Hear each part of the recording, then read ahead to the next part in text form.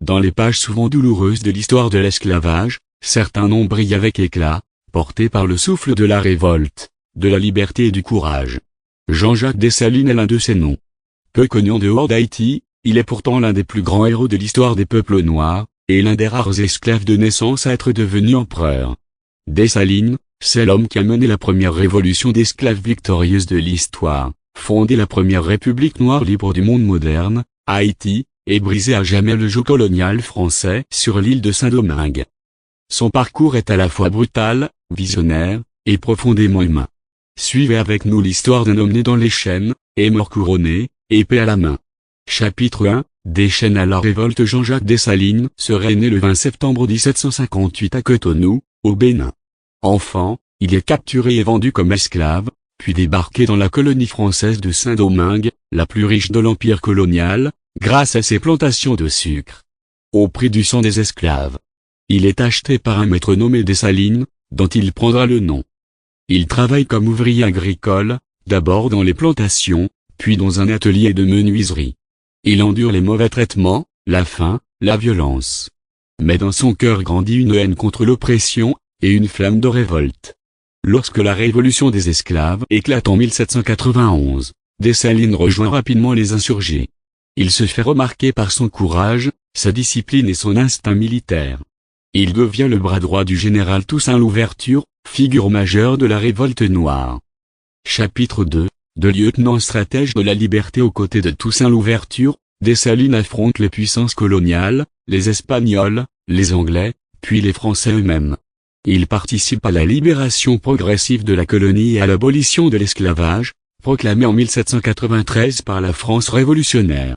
Mais en 1802, Napoléon Bonaparte envoie une armée pour rétablir l'ordre colonial et l'esclavage. C'est le début d'un affrontement sanglant. Louverture est capturé et déporté en France, où il meurt en prison.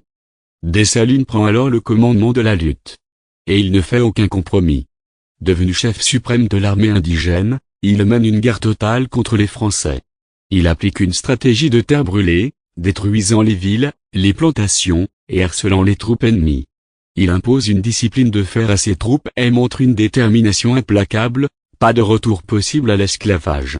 Chapitre 3, l'indépendance et la naissance d'Haïti. En novembre 1803, l'armée française est battue à Vertières, lors d'une bataille décisive.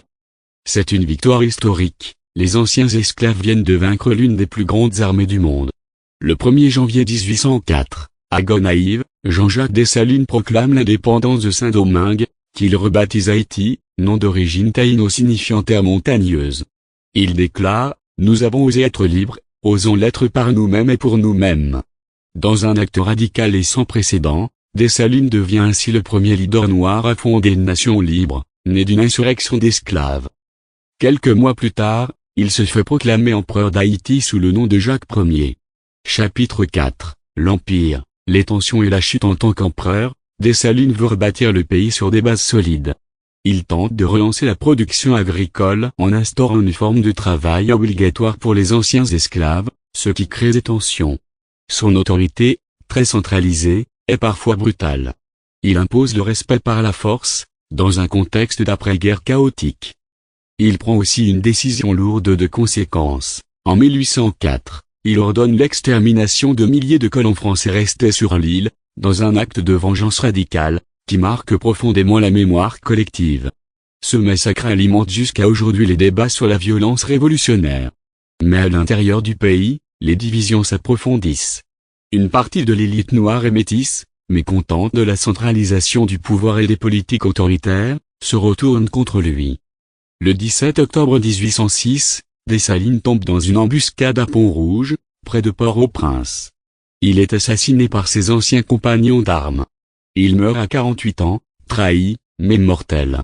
Chapitre 5, héritage et mémoire d'un géant. Jean-Jacques Dessalines est aujourd'hui reconnu comme le père fondateur d'Haïti.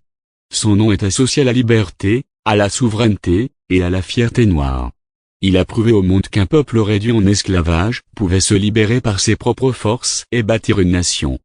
Son héritage est immense. Haïti reste à ce jour la première république noire indépendante de l'histoire, et le premier pays à avoir aboli l'esclavage de manière définitive. Dans les rues d'Haïti, dans les chants, les poèmes et les mémoriaux, son nom résonne encore. Mais son image reste divisée, pour certains, un libérateur visionnaire, pour d'autres, un dirigeant autoritaire et impitoyable. Conclusion, Dessalines, le feu et la liberté. Jean-Jacques Dessalines n'était ni parfait, ni diplomate. Mais il fut nécessaire. Dans un monde qui voulait maintenir l'ordre esclavagiste, il a brisé les chaînes, sans attendre la permission de l'histoire. Il a payé le prix fort pour que son peuple puisse vivre libre. En cela, il appartient à la lignée des grands libérateurs de l'humanité.